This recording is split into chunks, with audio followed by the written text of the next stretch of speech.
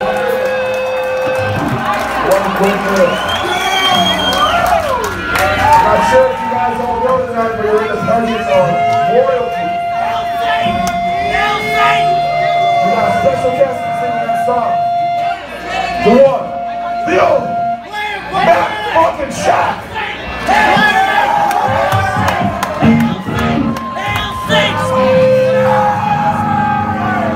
Someone's going Judgment Day.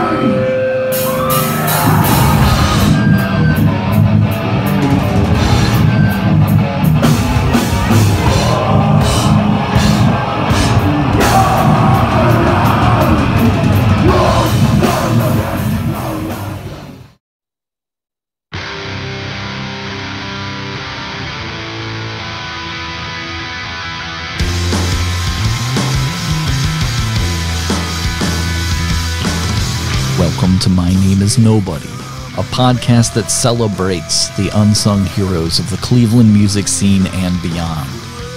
Tonight's artist is Matt Shack. Matt Shack got his start in the Cleveland hardcore scene with the band Pale Creation. He did a European tour with the band Integrity and is a formative member of the Integrity offshoot band Roses Never Fade. Matt has also performed and both guitar and singer in Black Marsh, Fucking Sweet, the Curb Slappies, and the band you're listening to, Friends of the Bureau.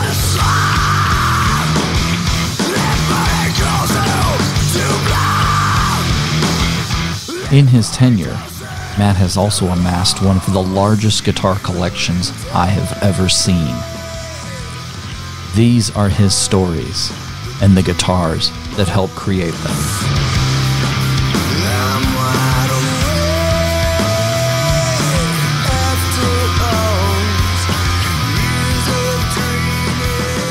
Mr. Matt Shack, how's it going, man? Hey, Rick, how are you? Awesome, dude. What's new, man? How's Sherry? How's the kids? How's everybody? That was a nice introduction. Thanks. It almost sounds like I used to be somebody. Right. You're somebody. You're somebody to me, Matt Shack. Hey, buddy.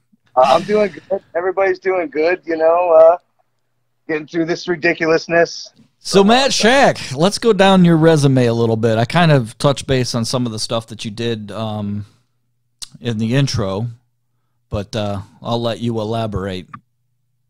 Okay. Was Pale Creation your first band? Yeah, it pretty much was. I mean, I did a couple little things. Me and Matt Lucy hooked up and with John Brewer. You remember John Brewer? Yeah. Yeah. We had a little basement band that never made it out of the basement with Chuck Davis. Do you know Chuck Davis? I do not. He was a Riverside kid. Playing drums, and my best friend that I grew up with, Chris, we trained him on bass. Like I said, it never got out of the bass. So you and I have been in a lot of the same bands, just not necessarily at the same time. Of course, Pale Creation being one of them. But we did do a Pale Creation gig years ago. Where I kind of left the band and I came back to as a fill-in to do this gig, and you were the guitar player. And, yes. And that was at the old Euclid Tavern when it was dirty. Yeah. And was that your first or second gig ever? That was second. Second. The first one I can tell you all about, but you finish your story because I think I know where it's going, and it's pretty awesome. Yeah. Well, that was the first time that Jen Kelly, married to somebody else, had ever seen me play, and now that Jen Kelly is my wife, and you were there, and she remembers you jumping off the stage like a freaking maniac. Multiple times, over and over. Over and over again, right. I believe you and Nick broke the stage that night. Oh, that's not surprising. Yeah. That was the second gig. Now, I was just a young buck, and I'd played guitar for a year, but just in my bedroom. You know, like I didn't go out and play guitar. You know, I lived in Grand River. It was kind of weird place that nobody knows about. There wasn't a lot of, and the people in high school, I went to Riverside, and like people, I think, knew that I played guitar, but I didn't really like, I don't know, I didn't really like hook up. It was different than Mentor and all the people I know from Mentor, you know? Yeah. So I remember years before that, somebody had told me that Dennis Malkamaki, which was a kid that I went to school with, but I would see him in the halls, and I knew he was like a baseball or soccer guy or whatever. Well, apparently they had a band and they needed a guitar player. And so I somehow got his number, I think, and I called him, and this was the green tape had just been made. You know what I'm talking about? Yeah, the second demo. Yeah, no, the first one. No, the second one. No, the first one's the green tape. Here, look at this. Look at it. It's right here for everybody to see. This, if anybody knows where I live, they're going to come and try to break in and take this from me. Which tape is it? It's the first one with you on it. With the hand on, and it has the green print. I'm showing it to the video. There's a demo that you don't know about. Well, okay. Okay. Is it? Okay. All right. There's one that came out before that Chris Salzer from Gag Reflex recorded. Okay, so you stumped me. Yeah, it has 3 songs on it that aren't on that tape. 3 really? Yes, 3 unreleased, never before heard Pale Creation songs. I think I might, maybe. Do you have it? Can I hear it? I have the tape. I have a cassette of it. I don't think I have it digitized. It's not looking like it. Wow, I sure would love to hear that. I guess I don't really know about that. Like I said, I came in on the third incarnation.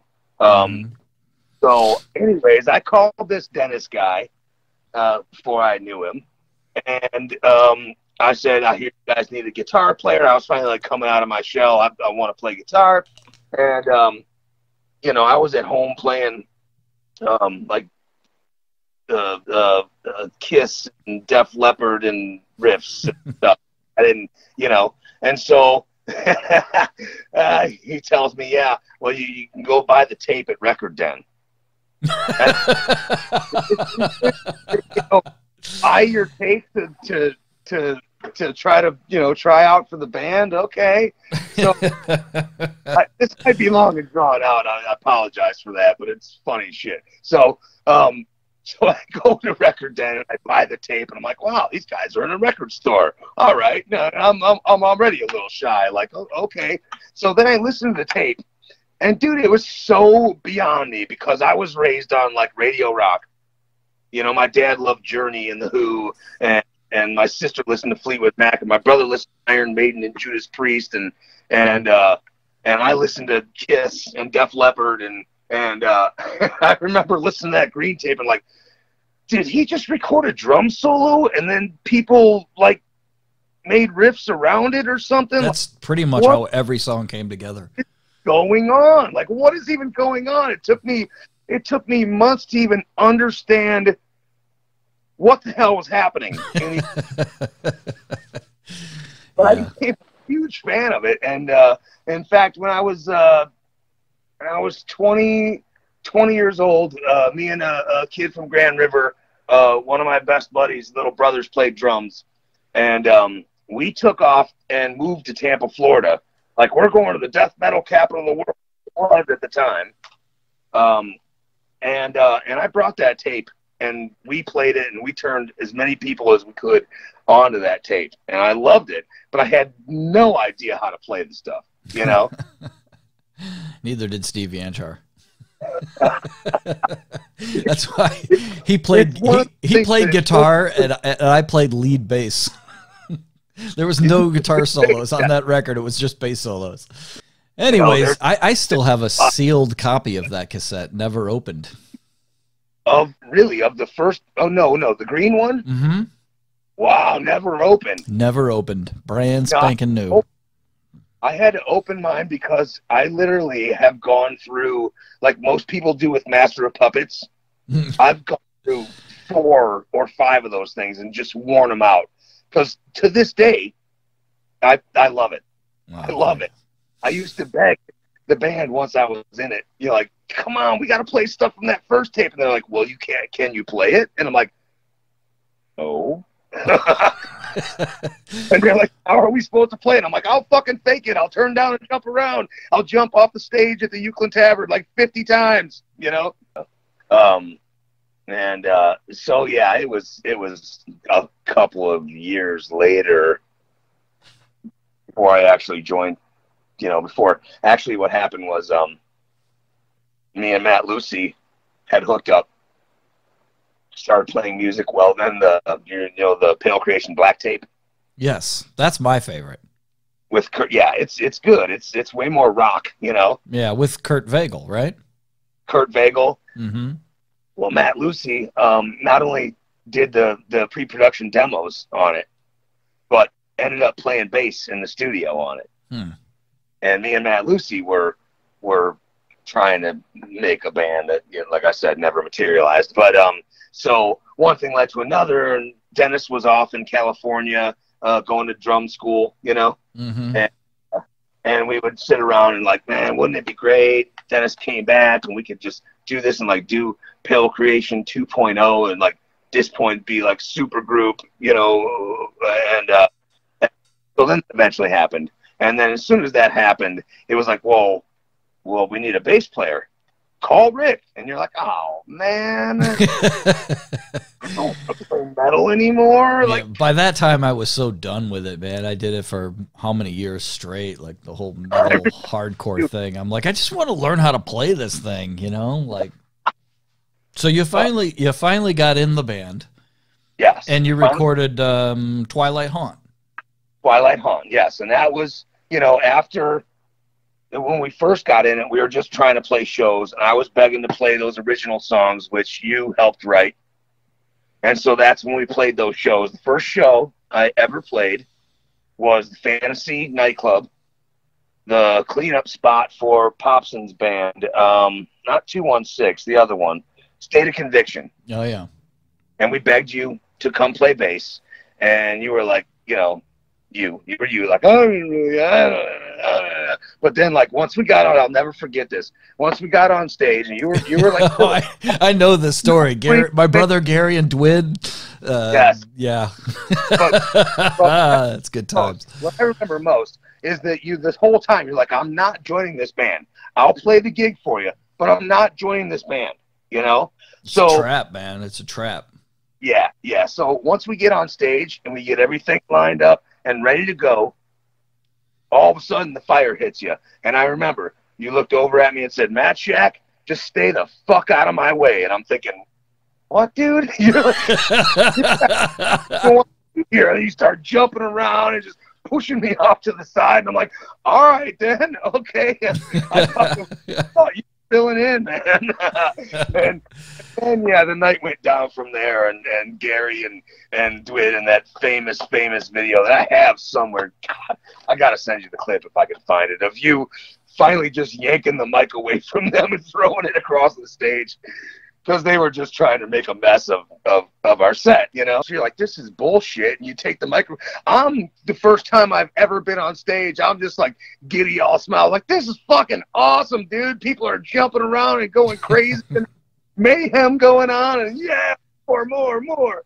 And then then what? It was like, I don't know, 3 weeks later or something, we played that Euclid Tavern gig, which was supposed to be cleanup slot again. It was the wide gauge CD release party. And we were supposed to be after the headliner, fourth band on the bill, and the first band didn't show up. So we ended up prime slot, 10 o'clock. And we kind of like stole the show, like not on purpose, Yeah. But just the perfect time that the place was packed, and it was just this beautiful, awesome incident. And I discovered jumping off the stage and continued to do it. And I discovered I'm gonna name drop one of the coolest fucking rock stars that I know, Tom Skull. Oh yeah. Like, everybody made a big deal about my name. When I was a kid, I hated my name. Matt Shack is like, burp, get fuck, Matt Shack. But when I started having auditions, they're like, dude, that's really your name? Like, that's the coolest name, Matt Shack. And then that night, I met this guy. I saw him play on stage, and he was just awesome. And then I heard his name, and he said Tom Skull. Really? That's really your name? Like, okay, that just blows me out of the water. And it is, because I went to high school with him. Yes, Yeah. you went to high school. I was a Painesville guy. I was out of the loop through most of the years of you know. Yeah. All these years later, I've known these guys for a lot of years now because we're old. So, Yeah. So yeah, and that was, and I didn't know at the time. I didn't know until your wedding that was the first time that Jen was involved in that night at all. Yeah, yeah. I met Jen.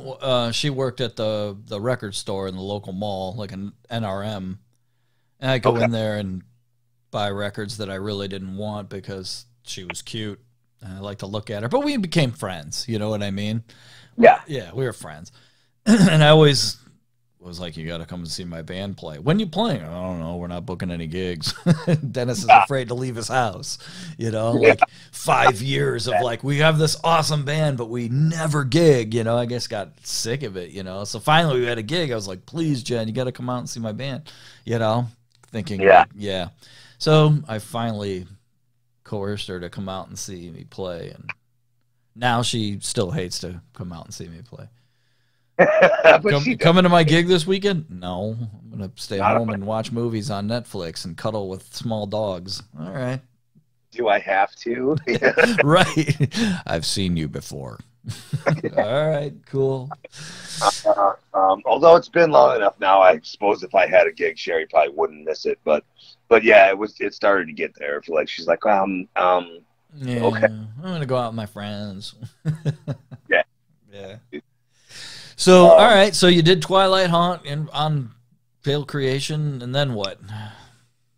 The band just kind of fizzled out, huh? We played some gigs. We played not enough gigs. There was not, you know, I don't want to talk shit, but we didn't, you know, our leader wasn't really a leader, and you know the story with that, and but I did that. I mean, we did that on and off for 12, 13 years. I mean. Right. I mean, Twilight Haunt was. What's the first record you ever wrote? The first record I ever wrote, was called "The Low Cost of the Unalterable Ugly." With it was a noise thing with Andy Henry. And that was before Pale Creation. Like before, are you considering that? Yeah, it was. Oh man, it was right about the same time we recorded the first demo that you didn't know about. But it was before the green tape came out. Okay. I think I might even have been a senior in high school. Okay. Yeah.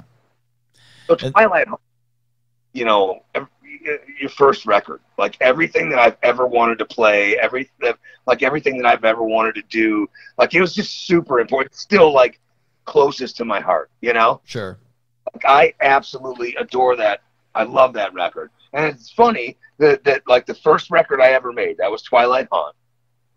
And, you know, tons of stories about that, but skip ahead. The last record that I made before I dropped out of this whole thing, which has been years now, was Twilight Haunt got re-released on 12-inch vinyl, you know?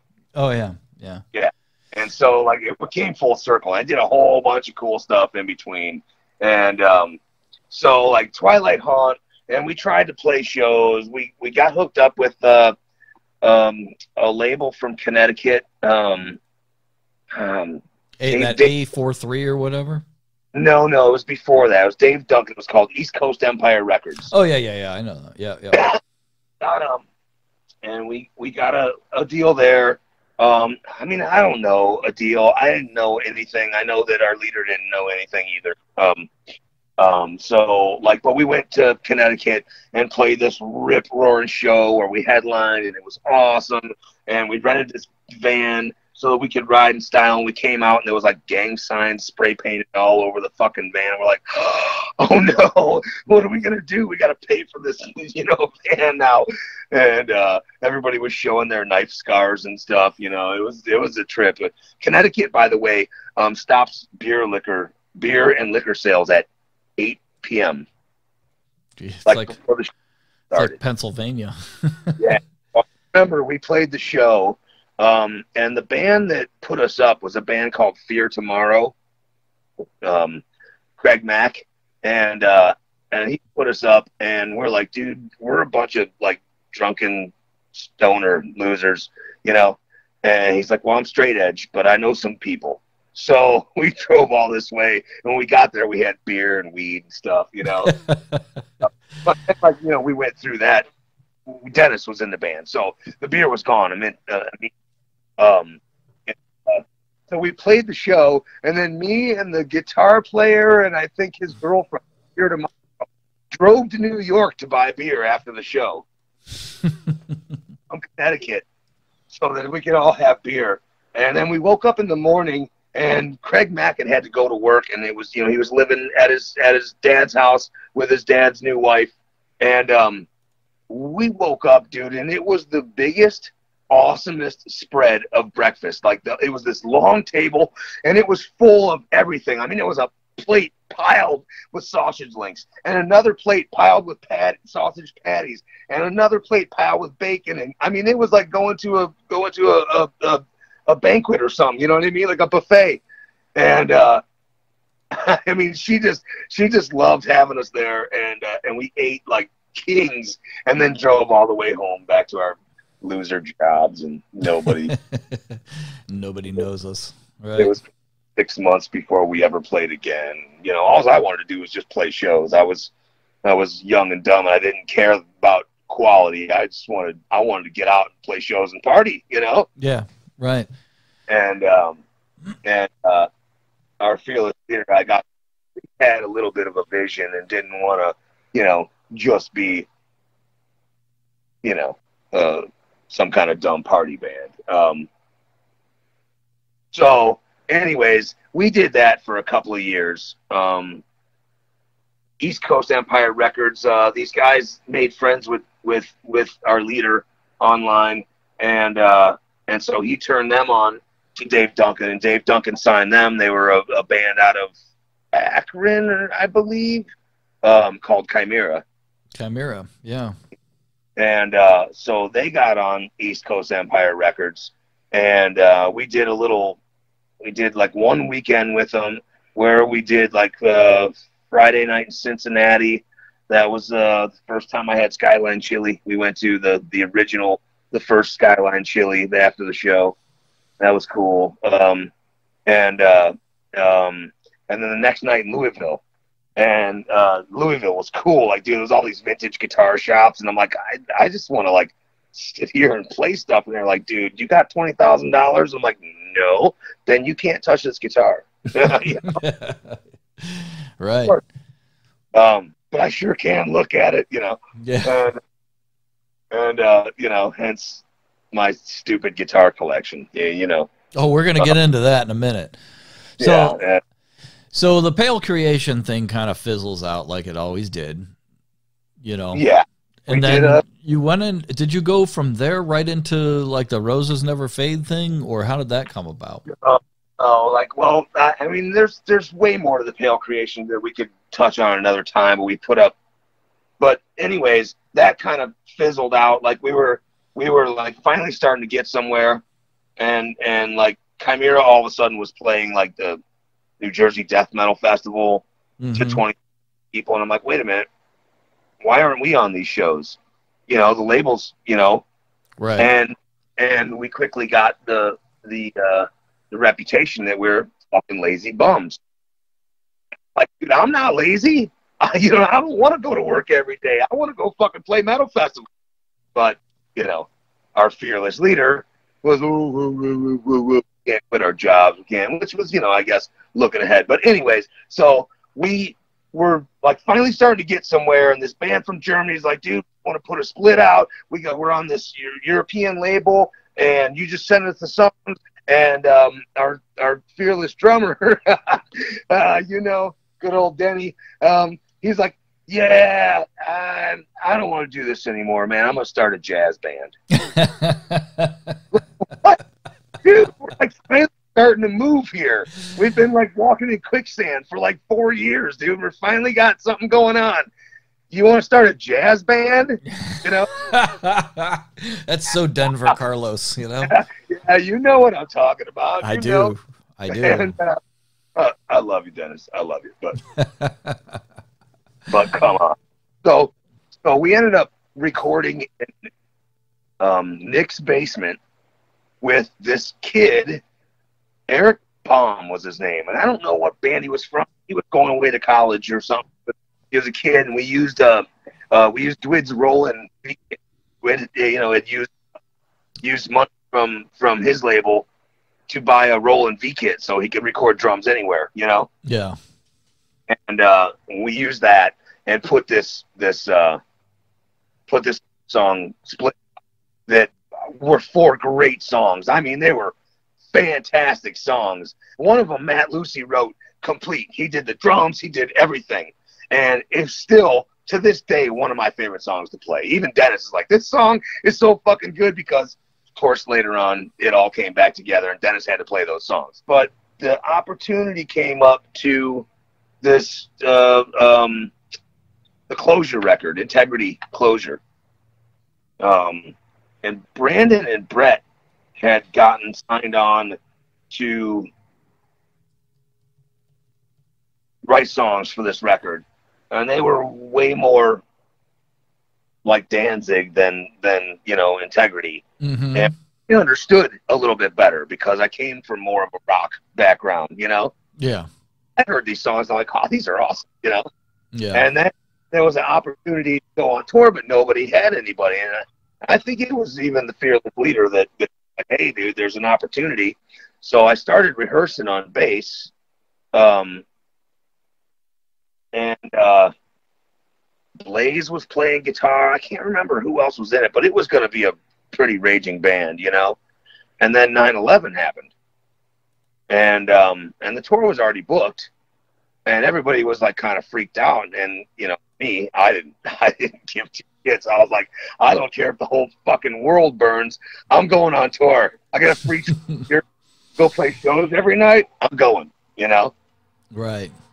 So Sally, fearless leader's little sister, Sally, rounded up 2 like 20-year-old kids her age that had the opportunity and were willing to go, you know. And but the one kid's like, well, I'm way better at bass than, I don't know hardcore or anything, but I'm way better at bass. So I was like, well, I play guitar. I just don't know these, you know. I knew Integrity, but I didn't know the songs. I didn't, you know, right. I hadn't up with it at that time. So I was like, okay, well, I'll switch to guitar. And do you remember Gene from Odious? Oh, yeah. Yeah, okay. So he had that club. It was called Pit Cleveland. Yeah. Remember that? Mm-hmm. In Ohio. So he let us rehearse there, and we rehearsed like 8 hours a day for like 3 days. And we rehearsed this 12 or 13 song set. I mean, it was totally thrown together last minute shit, you know? Yeah. And on the 4th night, we were in Freiburg, Germany, playing that set. And it was just totally like surreal and bizarre. And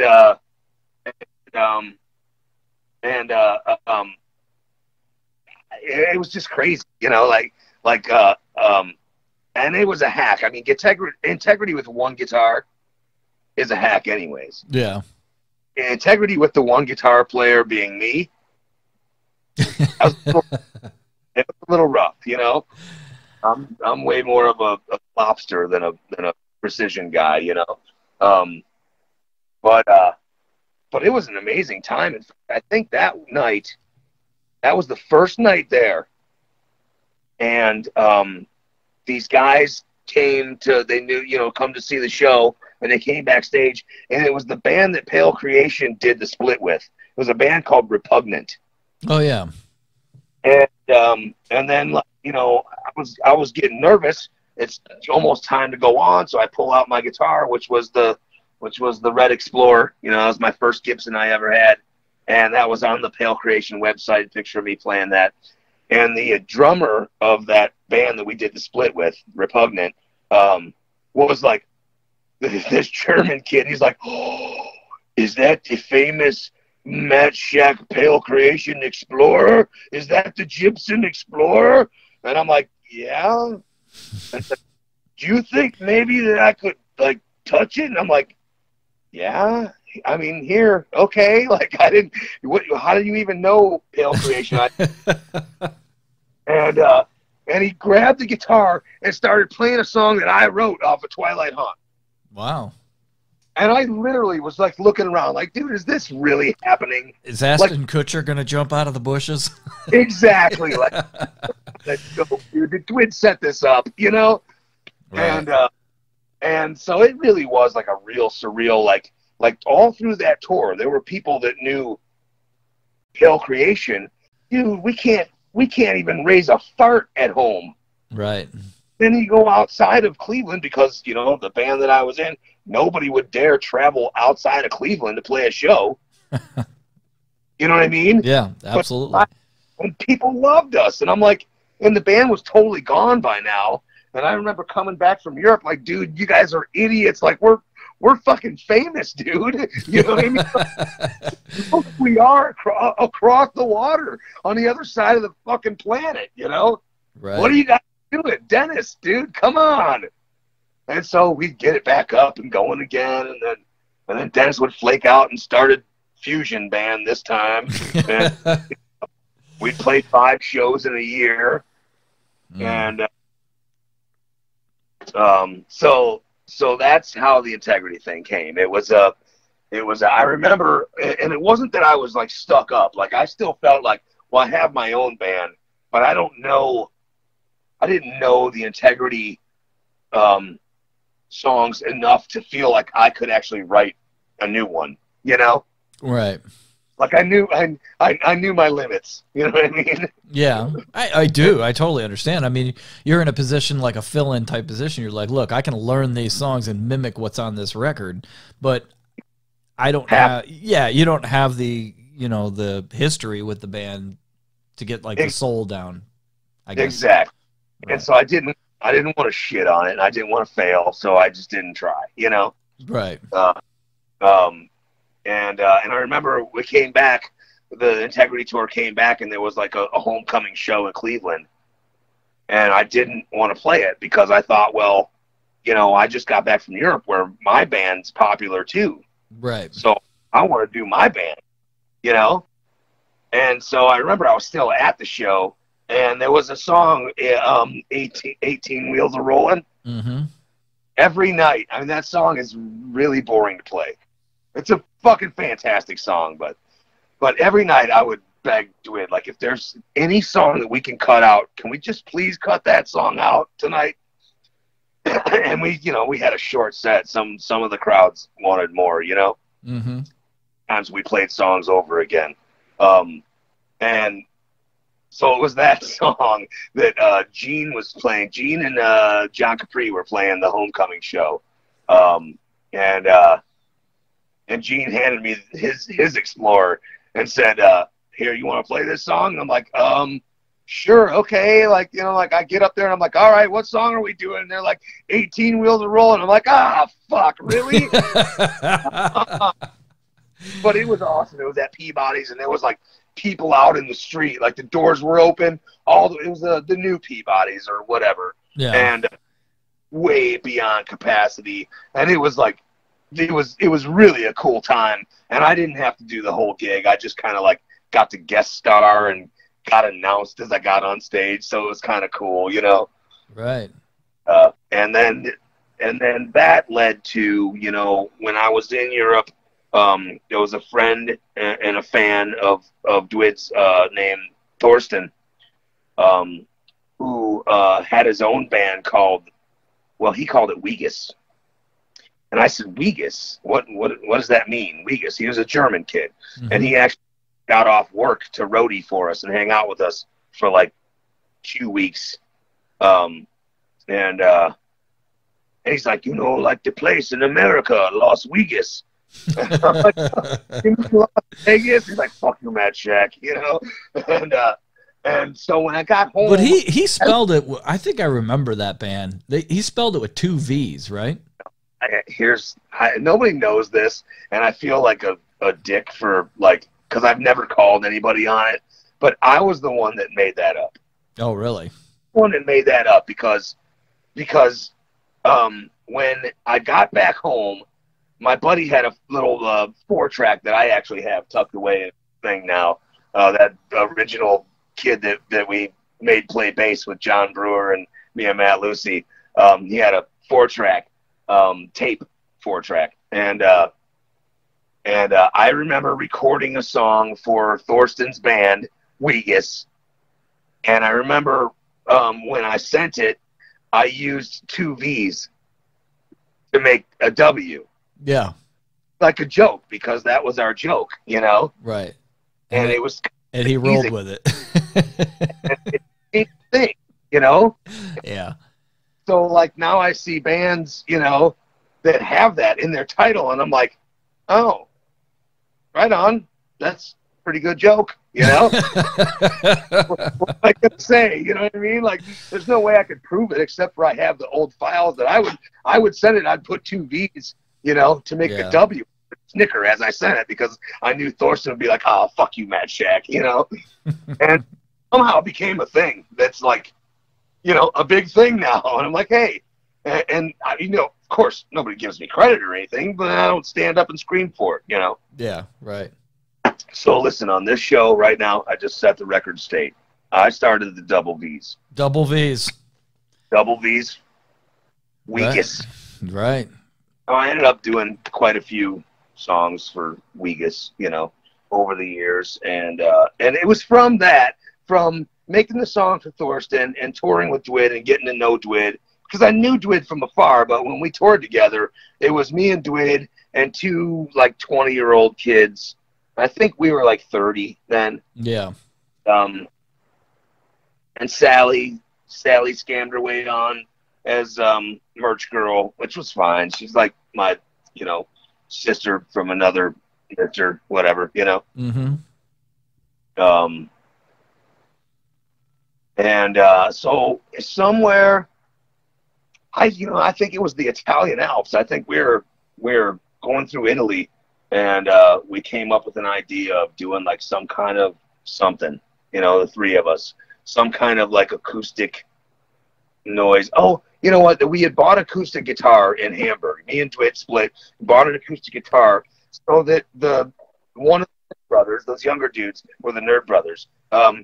We called them the Nerd Brothers because they were like 20 and they were like into that thing. They were different. We bought an acoustic, and the one dude was like, he would sit there and listen to tapes and try to learn more songs for us because we had such a short list as the headliner, you know.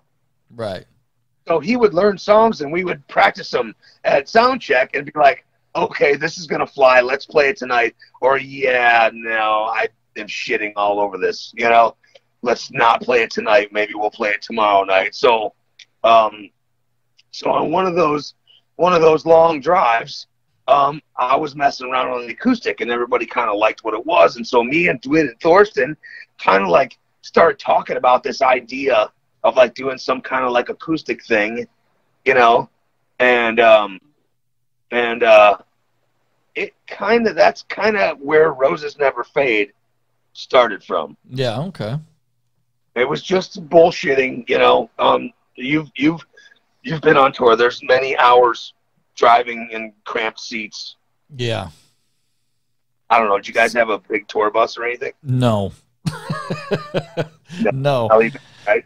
It was about the size of a Scion XB. Yeah, it was a smelly van, right? Yeah. It was horrid. It was awful. Yeah, ours was a Euro van, you know. Yeah, I mean, yeah, that's what it is. So, Matt Shack, you have one of the most impressive collection of guitars ever. Jesus Christ, I'm watching this video. Yeah, did you see that ridiculousness? Did you say impressive? Yeah, it looks awesome. You know, there's not many guitars in there that are worth more than like $5. So it's impressive. That's not true. Yeah. Okay. And thank you. I'm proud of it. And at this point, I'm almost like, the opposite. I'm almost like ashamed of it. Like I should have spent my money on something better. You know what I mean? Yeah, right.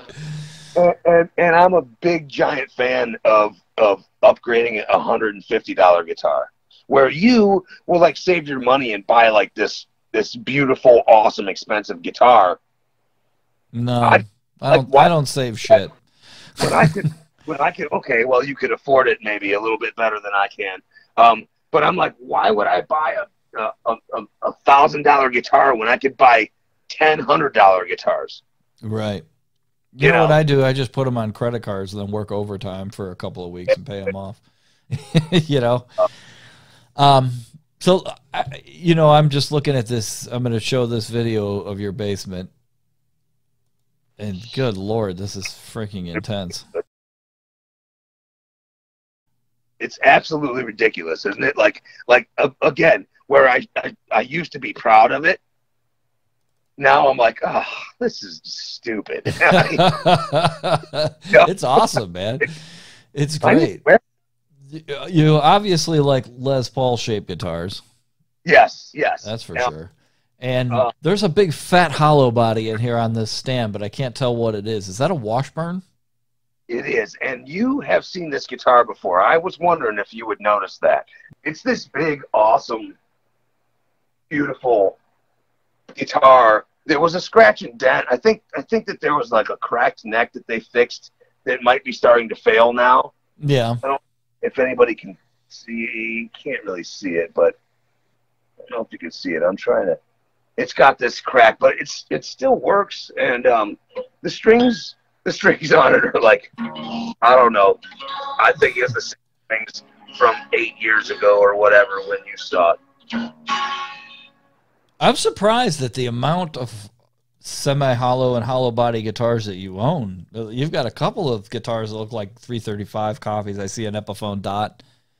And I love 35. The Epiphone Dot I bought for like, I think $80. The headstock was busted off, and then I paid another $80 to have it fixed by what's it called, Rainbow Guitar Kenny Lesko, yeah. And you have this Vista here, which looks really cool. That's pretty awesome. Yes, and the Vista I bought, I mean, that's a great guitar, except for the pickups are like, I mean, that was made in, I think, early 80s, and it's got Grovers. It came stock with Grovers, but the pickups are like crazy super metal pickups. Yeah. I still want to change the pickups because they're just so crunchy. Doesn't feel right for a 335, you know? Yeah. This thing I got from Chuck, look at this cool thing. This cool thing, it's a Mayfair. The minute I saw it with the like sparkly headstock, it's just this really cool, like a Gretsch thing. Yeah. I mean, it's way out of tune. No. It doesn't work very well. Like the tremolo thing doesn't work. I need to like get that fixed or something, because if you touch it, it's all out of tune. Like pull it up and it'll be back in tune again. But you know, I love, like Chuck loves these weird old Japanese guitar things, and so like I saw it and I had to have it, and I looked it up, and I've looked it up and looked it up, and the only one I've ever found online is this exact one with the black tuxedo. And I know you can't see it, but you will see it when you get the video. It's really neat. It just doesn't actually work very well. Yeah. It needs, you know, a lot of these weird little guitars I have need a little work to make them, you know. Yeah, sure. And you're always either got to fix them or mod them. I mean, that comes with being a guitar player. Especially when you're like me, you buy cheap guitars instead of real ones like you. You sent me a few photos. Let's talk about those. We've got which looks like an Iceman. That is the Iceman. That is a mid-90s Ibanez Iceman. Mm-hmm. That has that. Okay, so I was like 26 something years old, and my parents had a college fund for me, as if I was ever going to go to college. Come on. Yeah. And so this is a funny story. So I got this, I pulled this scam, and I don't think it was actually intended as a scam, but I had a job at a factory working with my buddy that we trained to play bass. And so I said, hey, you know, you guys have that account. Why don't you give me the information so I could start adding my checks to it? And I could start building on the account, you know? Well, you know, being 21 or 22 and being me, right. I ended up like just pulling money out of it constantly. I was buying bags of weed. And I was buying, you know, and I would put my check in. I would put my, you know, $300 check in, and then I would spend $400 the next day, you know. And so, and including, you know, the girl at the bank that I was going through the drive-through all the time, actually like dug through the files, called me up, took me out on a date to see a band that nobody knew called 311. Yeah. At the Agora Ballroom, way before 311 was known. You know, came to my parents' house, picked me up, drove me to the show, bought me drinks all night, dropped me off at mom and dad's house, gave me a blowjob in the driveway. You know, all from having this bank account that I could go through the, you know, like right. That was a fucking day. That was awesome. And so I remember I had dwindled this. I don't even remember how much money was in the account. It wasn't like, you know, $50,000 or anything. You know what I mean? It was, yeah. But I had dwindled it down to nothing. And I remember going to Lentines, and there was the Iceman, the Paul Stanley Iceman, you know? Yeah. And there was a black one and a white one. I remember like haggling with this guy, like, look, I've got $428 left. I remember $428 left. I don't need a case. You can take the fucking strings off. I just need to walk out of here with that guitar. I'm not leaving without the guitar, man. I'm not leaving, you know? Right. Did they make it work for you? Well, obviously you have the guitar. Because I got it, you know? Yeah, so where did you come up with this paint job? So I remember when I bought it, I went like straight to Matt Lucy's house. He was living in Sausalito at the time. And he answered the door, and I just was holding his guitar up. And he's like, dude, what the fuck? And I'm like, yes, you know? So then a few years later, at the time, my brother was painting bikes. He was painting bikes. And somehow or another, we decided to, you know, do a custom paint job on it, you know? And so I left it with him, and he put a custom, you know, Mike Shack flame job on it. It was supposed to be like dark red and dark purple, and it came out what it is, you know, but. Yeah, whatever. Is what it is. Don't look bad. Next you have is that a round neck resonator? Or is that a square neck?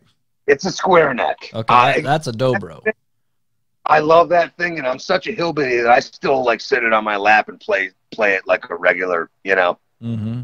Because I can play slide a little bit better like that than sitting it on my lap. My problem is that I can't, once I get a guitar, if it writes like one riff for me, I believe that it's the guitar, not me. And so I could never sell it. Like, you've bought and sold many, many guitars. I couldn't do that. Yeah. I couldn't do that. Like blasphemy to me, you know? Because I fall, you know. I'm so sentimental. I fall in love with stuff, you know? Yeah. And so what kind is that? Is that a hound dog? What is that? Yeah, hound dog that Chuck came up with. Mm-hmm. And I didn't know it was a square neck. I was kind of a little disappointed, but I was already dead set on it just because of how fucking beautiful it is. Yeah. Now, you would think something that beautiful is obviously a what's it called? You know, a photo flame top. No, those are not. But it's not. No, not the hound dogs, no. You can look through the F holes and see the flame on the other. I mean, it's beautiful, dude. And I was a little disappointed with the square neck because, I don't want to play on my lap, you know? Yeah. of course, Chuck is the devil. Chuck knows me. Chuck's the kind of guy who's like, hey, you need this telly. And I'm like, no, I don't. He's like, take it home for a couple weeks. If you don't like it, bring it back. Oh, Chuck, you know me. Once I take it home, once it gets to the lion's den, it's mine. Right. And then so I went over there. And then there's So I went over there to check that out, right? Yeah. And stupid me, I ended up leaving out of there with that a Made in Mexico Telecaster, Sunburst Telecaster, and one of those acoustics that were hanging on the wall in the picture, the Cortez with all the flowery inlay on it. Oh, okay. But I actually sacrificed and traded off 2 or 3. I traded off 2 guitars. In fact, like one that was like most people wouldn't probably trade off. It was an American-made SRV. Oh, but I remember that guitar. Yeah, I played it once or twice. It sits here. Somebody will really love it. Mm-hmm. I'm not really a Strat guy. I just don't play Strats. I don't. Yeah. And it's a beautiful, awesome guitar that I don't really like. You know what I mean? Like, and so yeah, who cares what it's worth? I just, when I saw that Hound Dog, I just had to have it. I just had to have it. Then I went over there and there was a beautiful, vintage Sunburst Made in Mexico telly, and my other old punk rock telly that I love is a Made in Mexico. Black one, right? And so I just had to have it, Speaking of tellies, you sent a picture of a telly with a reverse headstock. Is this a parts caster? Yes, that is a parts caster. It's part Guitar Fetish. It's part eBay. It's part Erie Street Guitars. It's part Amazon. What's up with the control plate and the bridge plate? Is that engraved? Yes. Do you like that or not? Yeah, it looks awesome, man. I'm trying to find a pick guard that will match that because it is so cool. That's where the Amazon came in.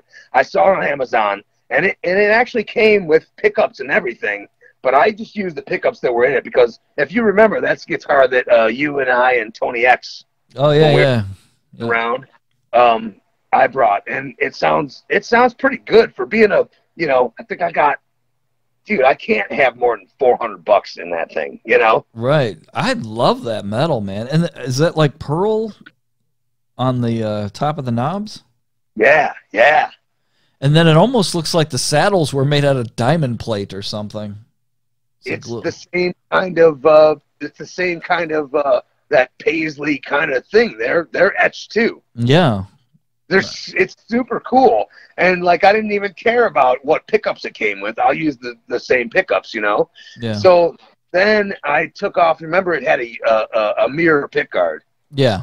And that was Erie Street. He put that on because the pickguard that I originally had wouldn't fit, and he cracked it or something or whatever,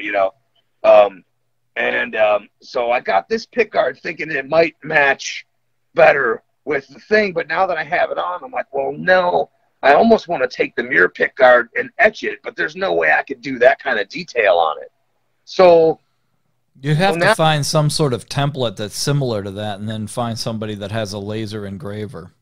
Yeah, I mean, I have an old school engraver. You know what I mean? I have an old, but not anything I could do detail with that with, and so yeah, I'm kind of in the looks for a pick guard that would match that. If anybody out there that's watching this knows of anything, I would much appreciate it, because I think if the whole guitar had that kind of thing on it, it would be really cool, Yeah. If anything, I would just put solid black pick guard on there.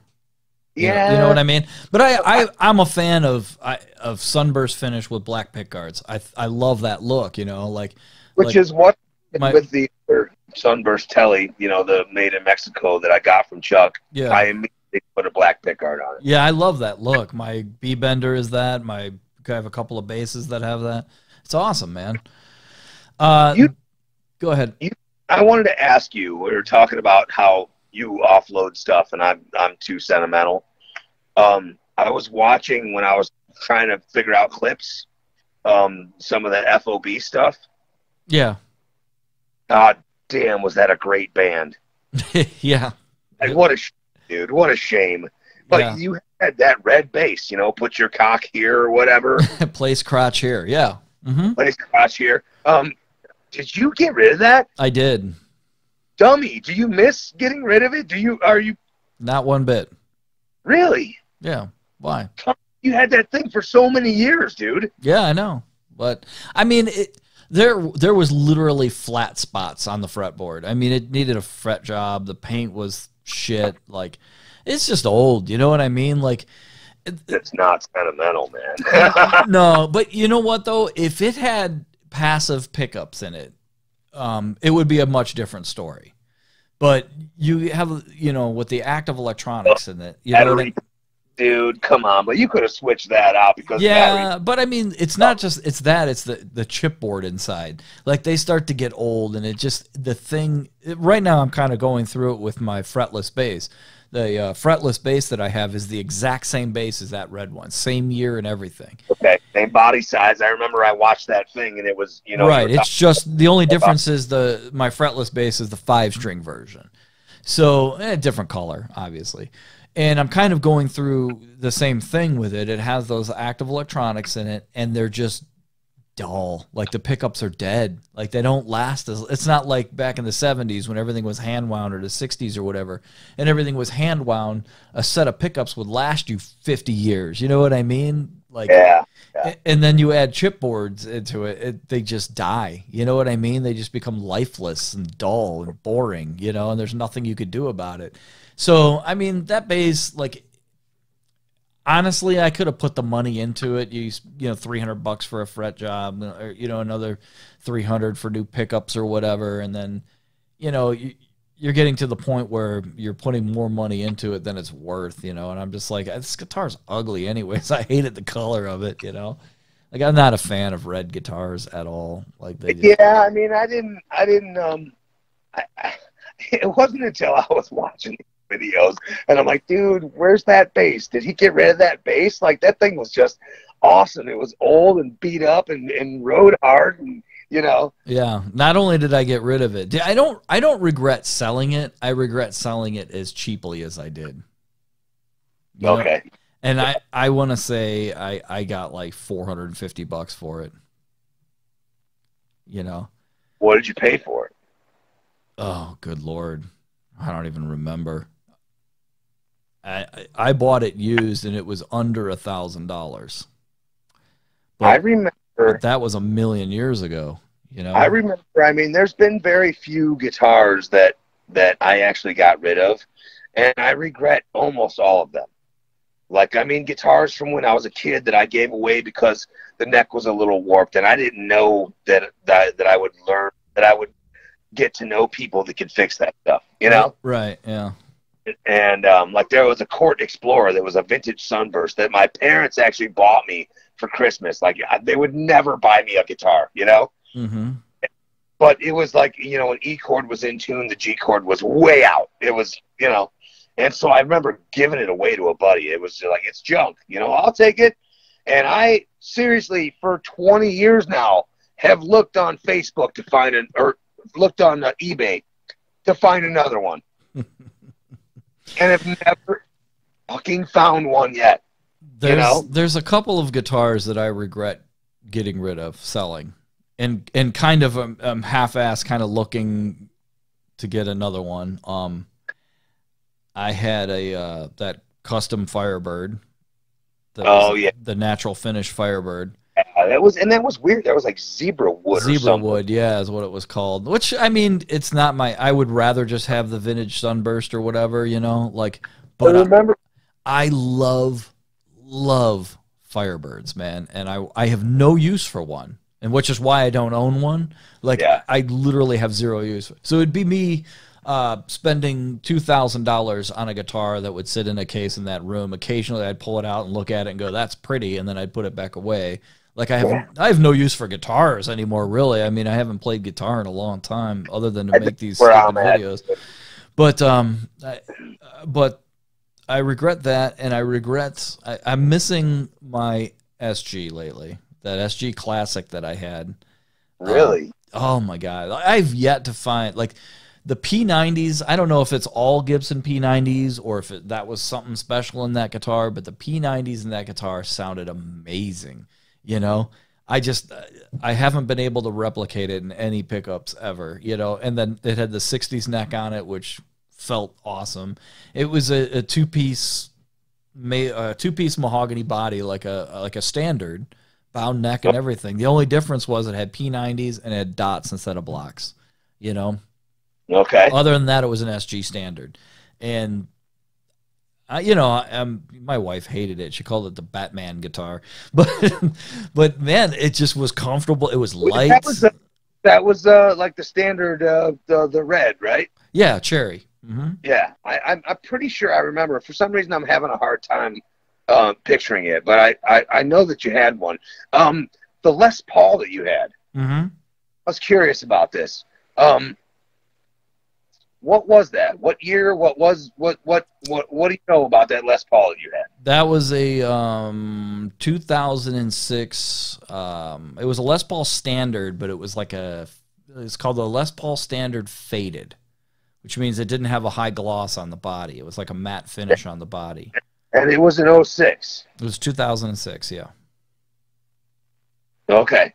The freaking things, those guitar, that specific Les Paul, after I sold it, became some sort of collector's item, and they're like $3,000 now. Yeah, you know what? One of those in the video that I sent you, the one closest to the PA is a I don't know, it was like 02 or something. It was like this offshoot, you know. Gibson will take and make a special edition, and they'll have like a 16-piece body, you know. Yeah. So all the parts together. It's a Les Paul special, Les Paul Junior Special Light double cutaway. And I bought it, and it was red, fire engine red. It was a musician's friend special. It was like $5.99. Yeah. And I bought it, and I immediately took Sherwin-Williams house paint and painted it yellow, right? And brushed and rolled it. Yellow. That's awesome. And then at one point at the Liberty House, it got broken, and I took it to Arrowhead, and it got all fixed and everything. That's why the pick guard is still, you know, a little off. And I've been seeing those pop up on my feed on Reverb and stuff. Yeah. Like $1,700. And I'm like, oh my God, I'm such a fucking idiot. Yeah. And I fared pretty well on my Les Paul, like that deal. I paid brand new. I paid $1,600 for it at the time when I bought it. And I sold it on eBay for $1,600, like 6 or 8 years later, whatever it was. And but I had a reason. I specifically put that guitar on eBay and sold it because I don't know if you remember that video I made, but where I talked about this, but I found that Hoffman in that music store, and I was like, I need to come up with $700 right quick, you know. Like Jen and I were getting ready to go on vacation. We were taking a trip to Tennessee, you know. So I threw that, you know, Les Paul on eBay, you know, and I got $1,600 for it. And at the time, they were going for like $2,000, you know.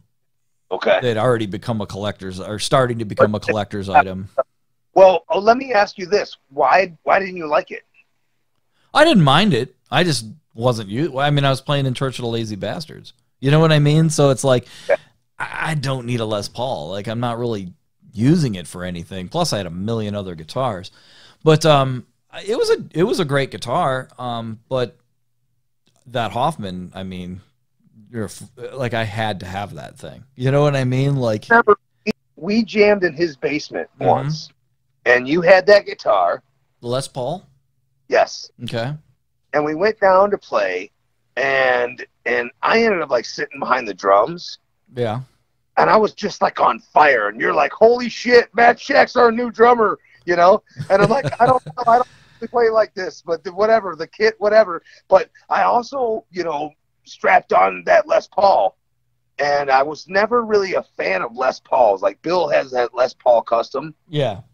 And it's just so big and bulky, and the G string's always out of fucking tune. Yeah. And well, those have the Les Paul Customs traditionally had the 50s shaped neck, which is like a baseball bat.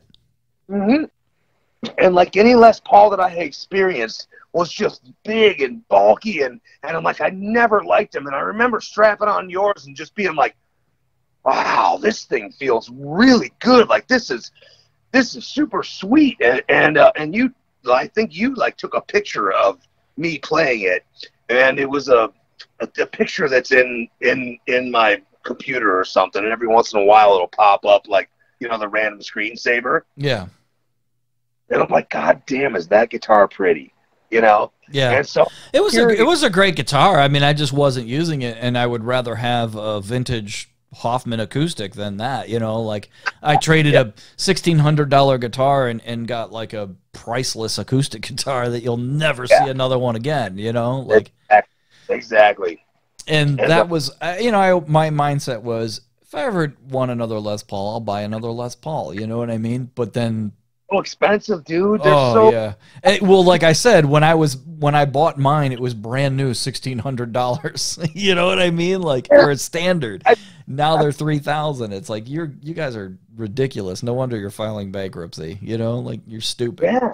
Yeah. I you know, when I bought my MacBook Pro, it was like on sale as of 2015, and I had to count out like $1,700, and I'm like, oh my God, this is making my stomach hurt. Like,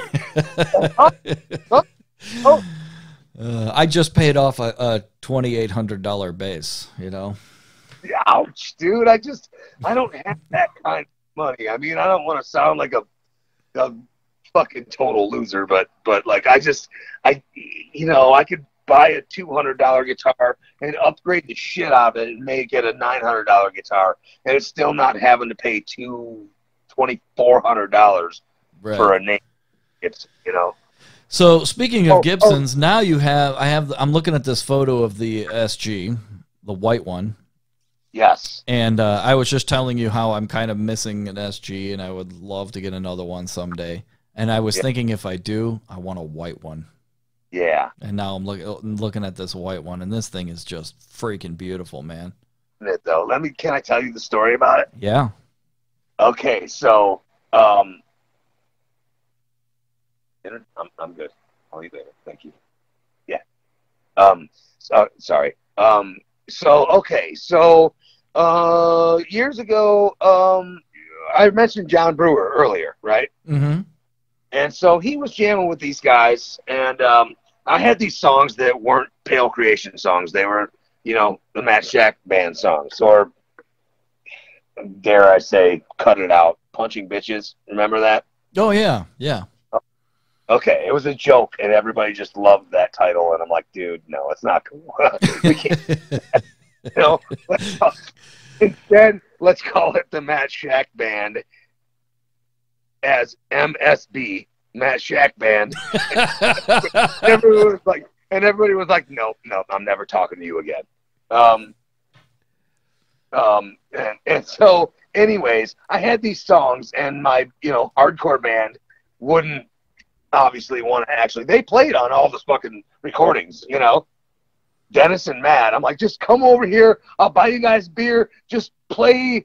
Just do what you do on these songs, man. Songs that I wrote that are like, you know, Mellencamp songs or something, Tom Petty songs, and so John was jamming with these guys. So I went over there, and I was trying to get these guys to be my backing band, you know, to play these songs, and it was okay and everything. But this guy had this like old, ratted out, beat up, been painted with house paint like some of my guitars, SG sitting in a closet. It was just the wood, right? Mm-hmm. And at the time, it was one of those early early 70s SGs that had the control plate on top of the body. Right. You know, where it had like a pick guard on the top with the knobs and stuff. Mm-hmm. But it didn't have any of that. It was just the body. But I saw the flower on the headstock. And I'm like, dude, what is that? And he's like, oh, that's like I bought it from a garage sale like 10 years ago. It's been like cracked and fixed and cracked and fixed. And I finally stripped it down and gave it to my buddy who built his own guitar with all the parts. And I'm like, okay, so what are you going to do with that? And he's like, I don't know, throw it out. It's fucking, I could put it in the fire pit. It's garbage, you know? Well, by this time, I had known Jay Puar. Remember Jay? Yeah. You know Jay? Yeah, I've met him. And so he was apparently, you know, at the time he was a licensed Gibson luthier, which I take to mean that he could fix Gibsons and it wouldn't it would still be worth what it's, you know.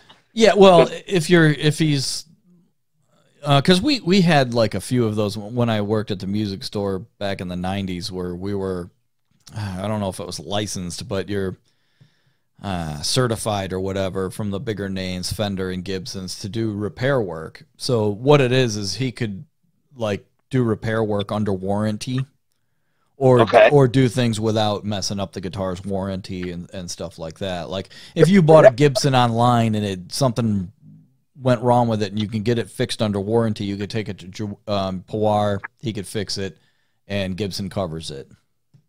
Yes, that's what I took it to mean, is that it was still, you know. I lost you. You cut out. Oh, I'm right here. Are you there? Yep, gotcha. Okay, and that's what I took it to mean, is that like he could work on stuff and it wouldn't take away from the value of it. Sure. Gibson, yeah, right. You know? Mm-hmm. So I took it to him and I asked him like, hey, can you like make it like a regular Angus Young SG, you know? And except for, can you make it like Alpine white, you know? Right.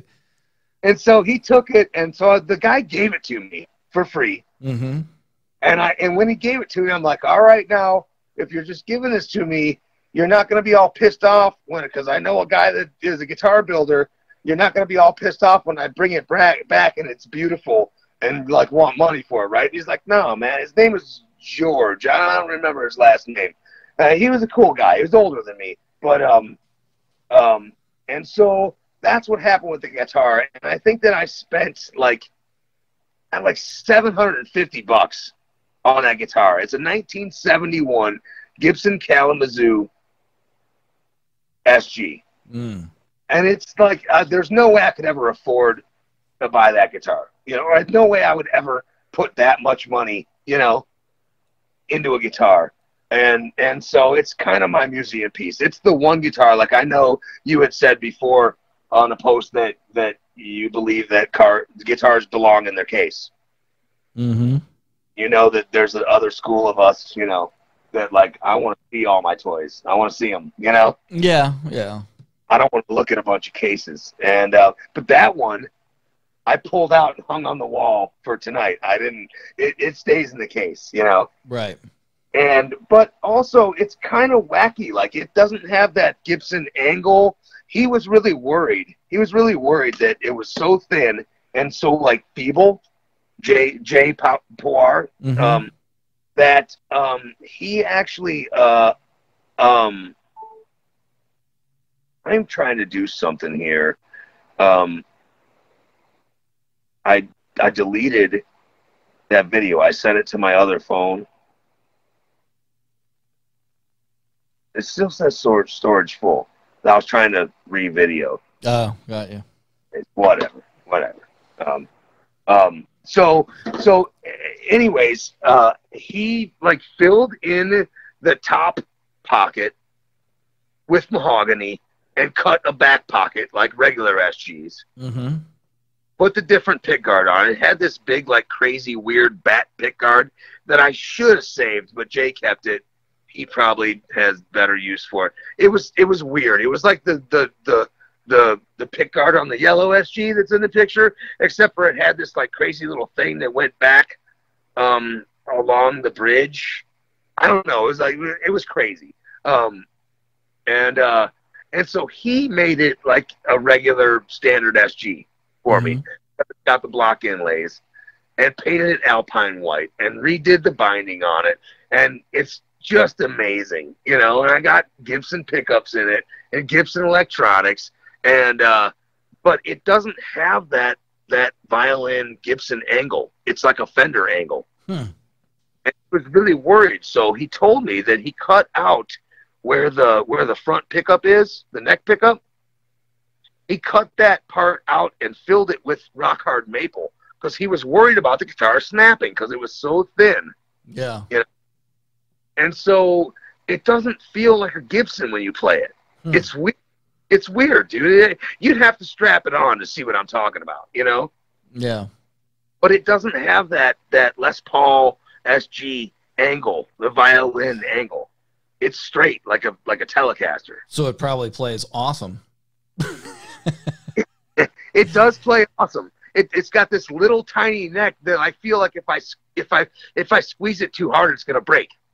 You know? Yeah. And then when I was in yet another band, Black Marsh, with Ryan Tibbs, Joe Fortunato had given him some classic 57s to put into his little cheap Ibanez that I ended up with because of the order of things. It was given after Ryan died. It was given to Connor, and yeah, then Connor died, and so it's mine. And so he didn't like them. He wanted like super sludge. And so I was like, dude, they're fucking Gibson 57s. And he's like, take them. You're going to have them. So I put them in the SG where they belong, a 71 SG, you know? Right. I've got guitars that I could play, that I play way more that probably could use those 57s. But the 71 Kalamazoo SG museum piece that I have is where they belong and where they sit. And I never play it. It sits in a case. I've never even seen it. We went to Europe in September, and I put it away in the case in September, detuned it, stashed it away in the case, and put it away before we left, you know, for Europe. And today I brought it out of the case. Yeah. So that's why I hate keeping stuff in cases, because you'll forget about it. Yeah, look how fucking beautiful it is, dude. It is beautiful. I mean, it is just, it's not even, it's just beautiful to look at. I mean, it's a little weird, like the knobs, you know, Jay lined the knobs up even instead of staggered like Gibson. You know, it's kind of like a custom Gibson, but it's, you know, the wood. It's a 71 Kalamazoo, Michigan. You know, it's a year older than me. It's like nothing I'll ever find again, you know? Yeah, yeah. Right, that's how I felt about the Hoffman. That's why I don't regret selling the Les Paul to buy the Hoffman, you know? Yeah, yes. Which was half of the price of the Les Paul, and then we take the other $700 and I had a whoop-ass time in Nashville. You know? Exactly. Yeah. Right on. I mean, that's a win. And the only downfall is that you don't have the Les Paul, which is fine. I got that. I have a Gretsch Duo Jet, which, given the choice, I would pick that guitar over a Les Paul any day. Is that the green one? Yeah. Cause I played that. That is fucking beautiful. That guitar is awesome. Yeah, I love it, man. But... Also, so I started this whole tangent went off on like you get rid of guitars and I don't, and I got to tell this story because you were the one I had. You know, $699 mid 2000s Flying V faded, the red with the white pick guard. Yeah. And I loved it. I played a couple of gigs with it. It was like the matching guitar to my Explorer, which is, you know, my Explorer is like, that's the road dog. That's the one that I actually took on tour. That's the one that was like kind of famous as far as like I play the red Explorer, you know. That's when Ian went and got a Hammer Explorer because he loved my guitar, you know. And I remember I had to sell it for like bills or whatever. And I was so pissed off and bummed about it. And I don't know if it was I don't know if it was FOB. I think maybe it was FOB or just another time that we were jamming over there at that Dennis' studio. Mm-hmm. But you said, you know, I sold it for like $500. I paid $6.99 for it. Mm-hmm. I sold it for $500, and you were the one that said, "How long have you had the guitar?" And I said, "I've had it for like 4, almost 5 years."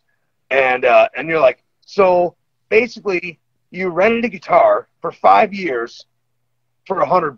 For $100, yeah. And I was like, "All right," and it made me feel so much fucking better about having to sell that guitar. Like, oh, okay, yeah, that's not bad, dude. I got to rent a guitar for 5 years for $100. Yeah, a guitar that you enjoyed, you know. And I've done dumber things than that, really, honestly. Like just last night, I had that. Was it last December? I bought a little tube amp, an Albion Gulfstream 15, little red tube amp, you know. Yeah. And it's one of those deals where you hear good things and about these amps, and you watch them on Reverb or on YouTube or whatever, and they sound great in a demo, and then you're like, all right, I'm gonna pull the trigger. And I buy this amp. It gets delivered to my house. I pull it out of the box and plug it in and go, this thing sounds like buttholes, you know. And I tried it a couple of different times with a couple of different guitars. It just wasn't gelling with me. Like we weren't getting along, you know. Yeah. So I put it up on Facebook, like the marketplace, and Chad Ely messages me. Yeah, Chad. I know Chad a little bit. Yeah, and he's like, "Hey, I want to play that guitar or that amp. Can you bring it over?" I'm like, "Yeah, I guess." You know, I told Jen, I'm like, "I want $300, you know, so I'm gonna take that over to him." You know, I was like, a 15-watt hand-wired tube amp. $300. Somebody get this damn thing out of my, you know. I figured somebody was gonna snatch it up, and I just want it out of that room, you know. Yeah. So I take it over there, and he's playing it. He's like, this thing kind of sounds weird. And I'm like, yeah, I know. You know. And I was totally honest with him. I'm like, I think it might need like a new speaker, or it needs to be retubed or something. It's not that loud, and it just sounds funny. It's all high end. I don't know what's going on with it. I'm not going to take it apart and try to figure it out, you know. I'm like, I just want to dump it and get rid of it, you know. So instead of getting the money for it, I ended up getting 2 microphones for it. Now, this was how long ago? Because you're just now. This is last night. Oh, last night. Okay. Last night, I traded that amp for 2 microphones. Just give me mics. I saw an ad on Facebook. He was selling a Tone Pros bridge and tailpiece. And you know, I have those dare I say Chipsons that I love to, you know, because all of a sudden I love Les Pauls. I sent you a picture just a little while ago. It was like all my Les Paul copies lined up on the wall. Oh. I don't know if you saw that. While we've been talking, I sent it to you. Oh. Oh, here it is. Okay, cool. It's silly, you know. But so how much did you pay for that amp? I paid $300 for it. Okay, so you offed it for $300, right? No, I offered it for 2 microphones. Oh, wait a minute. Can I make a mention of Fucking Sweet? Fucking Sweet. Fucking Sweet was a fucking really sweet band that you were not technically in, but you played bass on the first gig that we ever played, and you played bass on, like, I don't know, you filled in, like, I don't know, 5 different times in the 50 shows that we played. Yeah. You know? Yeah. So, like, you're an honorary member regardless, you know? Right. It's cool. I've always been a fill-in guy for you. Because it was good stuff and you were a part of it. Like, from the get-go, you were a part of it, even though you weren't a part of it. Yeah, yeah. You know? All right, Matt Shack, it's been great talking to you, man. I got to roll. Let's get together soon and make some noise with these damn guitars. Yeah. We got a whole bunch of guitars. We should, and amps. Right. So, well, I got 2 amps now. I got 15 of them. Whatever. I don't even use them. I'm not even the deluxe up in the house. Right. So. All right, buddy. Hey, thanks for coming on and chatting with me. I appreciate it.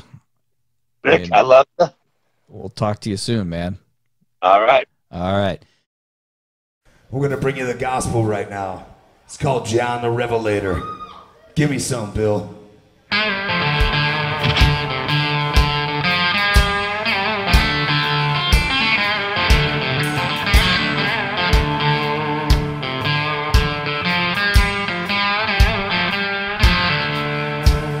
Tell me who's that writing? John the Revelator. Who's that writing? John the Revelator. Who's that writing? John the Revelator.